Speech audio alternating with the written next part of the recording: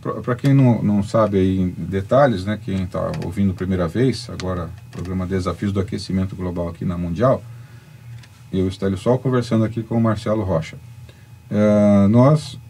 O protocolo de Kyoto é esse acordo que já existe, que vigora de 2008, está vigorando de 2008 vai até 2012, né, onde os países, que são chamados lá os países desenvolvidos, né, tem uma meta de redução em torno de 5%, com base nas emissões de 1990.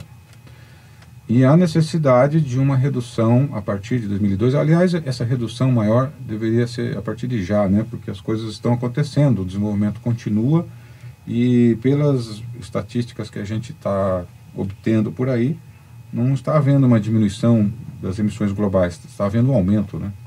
O que é bastante preocupante, né? Veja bem, Célio, eu acho que para que o ouvinte fique claro, o protocolo de Kyoto, como você bem colocou, é um acordo internacional que tem o seu primeiro período de compromisso, que vai de agora, começou em 2008 e vai até 2012, acordado, ou seja, as metas para esse primeiro período foram estabelecidas, como você colocou, a média é 5% abaixo de 1990, mas infelizmente são valores insuficientes diante da dimensão do problema. Então, já era também de um comum acordo que haveriam novas metas de redução de emissão, deveriam haver novos períodos de compromisso. Então, a ideia é que o protocolo de Kyoto ele vai continuar existindo e o que vai ser criado pós-2012 são novos períodos de compromisso, onde os países desenvolvidos devem assumir metas maiores de redução, tá? Dentro sempre desse espírito de que os países em desenvolvimento não têm metas obrigatórias, mas devem eles buscar um caminho mais sustentável. Mas não tem agora, nesse período agora, 2008 a 2012, países em desenvolvimento tipo Brasil não tem meta, a China não tem, o Brasil não tem, né? A Índia não tem. Mas o que você, como participando dessas reuniões internacionais, você acha que a partir de 2012 há uma chance de ter meta também para todos? Ou como é que está essa discussão aí? Olha, não, a discussão está de manter a diferença, né? Tem um bloco de países, os países desenvolvidos, com as metas estabelecidas num protocolo, hoje o protocolo de Kyoto, né? Nos próximos períodos de compromisso, então, haveria para esses mesmos países metas diferentes, e os países em desenvolvimento ainda não teriam metas propriamente ditas.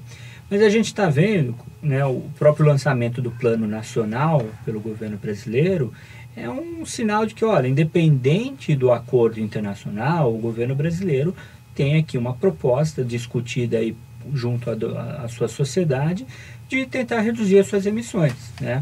Então, acho que o caminho vai ser um pouco por aí. Você vai ter as metas internacionais discutidas para os países desenvolvidos e os países em desenvolvimento vão buscar eles, cada um dentro da sua possibilidade, dentro da sua realidade, fazer as ações que eles acham que podem fazer, né?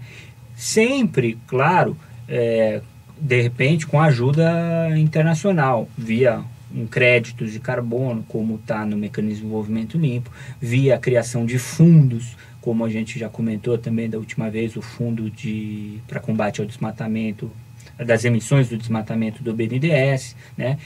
Cada país também não vai fazer uma ação isolada, né? Vão tomar ações domésticas, mas vão buscar eventualmente relações internacionais aí para viabilizar isso. O Brasil, as estatísticas que a gente tem ultimamente aí, está entre o quarto, quinto maior emissor hoje em dia, não está? Mas sempre a gente tem que lembrar das emissões históricas, né, Estélio? Porque eu costumo fazer a seguinte analogia. É como se a gente tirasse uma fotografia da atmosfera e cada molécula de gás de efeito estufa que a gente encontra lá em cima, a gente pudesse colocar uma bandeira para dizer de onde ela veio. Certo. Então hoje a gente tiraria a fotografia e encontraria um monte de bandeirinhas norte-americanas, europeias, encontraria bandeirinhas brasileiras, chinesas e indianas, mas em menor quantidade.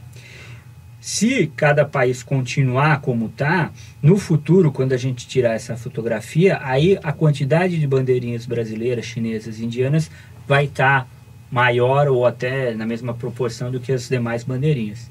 Então, enquanto esse momento não chega, né, a responsabilidade histórica é maior dos países desenvolvidos. Isso não quero dizer para os nossos ouvintes que isso é razão para a gente continuar fazendo o que a gente está fazendo.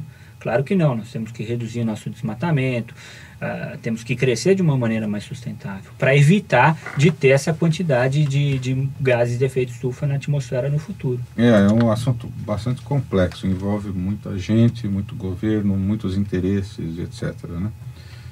E o nosso programa tem esse objetivo de estar ensinando, conscientizando e principalmente colocar o cidadão de forma mais ativa nesse assunto, porque o consumidor, somos nós, eleitores, que temos poder enquanto estamos em alguma ação, algum movimento, onde a gente pode juntar nossa força. Enquanto a gente estiver isolado, outro dia teve aqui uma entrevista com o Fábio Feldman, ele falou isso daí.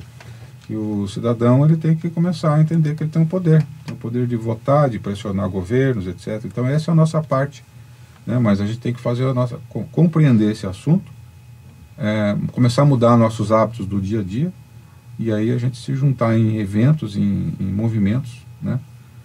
Sociais, e fazer a nossa parte também, porque o governante e o empresário, eles são a movimentação deles em função da movimentação do público. Por isso que é importante a gente ter esse programa para trazer esse tipo de informação para vocês. Mas antes da gente continuar aqui, Marcelo, essas siglazinhas aqui, por exemplo, a Convenção Quadro das Nações Unidas sobre a Mudança Climática, de onde veio, como que funciona e o papel, né, dessas conferências aqui também. Como o problema é global, Stélio, ele precisa ser resolvido entre os países. E o local para isso se chama Nações Unidas, né? Tem muita dúvida se as Nações Unidas têm ou conseguem ter o papel que deveria ter, não só nas questões ambientais, mas nas questões das guerras, né? A gente sempre vê aí as pessoas se perguntando, mas as Nações Unidas para que servem, né? Então, o efeito estufa, sendo um problema global, exige o envolvimento de todos os países, e o local, a arena para fazer isso, são as Nações Unidas, onde se criou então uma convenção, né, Convenção Quadro, e em inglês a gente chama ela de UNFCCC, United Nations Framework Convention on Climate Change. E ela exige dos países que eles se reúnam, né, e a gente faz isso na base anual. Então, todo ano há uma conferência das partes do quê? Da convenção. As partes são os participantes, né? Isso, são os países, né, signatários, né, que mandam seus representantes para sentar na mesa e negociar com os demais como atingir aí os objetivos da convenção e com isso resolver o problema do efeito estufa. Então, o Marcelo é um dos negociadores brasileiros que esteve lá na Polônia.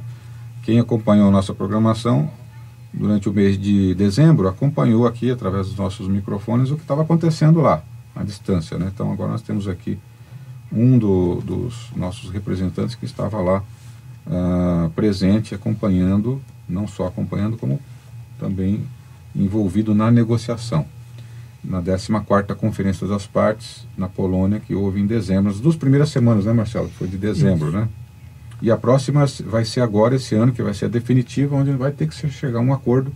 A 15ª vai ser na Dinamarca, é isso? Isso. O que é também importante o pessoal saber, Stélio, é que, claro que no meio do caminho vão haver N outras reuniões, né? Porque o problema é de um tamanho, de uma complexidade enorme, que não dá para você simplesmente deixar um ano passar e aí sentar de novo na mesa e falar, bom, e aí? Então tem toda uma agenda de negociação, de reuniões internacionais agora para 2009, e que espera-se que com isso, quando chegar dezembro, a gente tenha um acordo praticamente pronto, né? Esse é o objetivo, esse é o esforço que os países devem fazer para a gente ter então em dezembro uma solução. Então,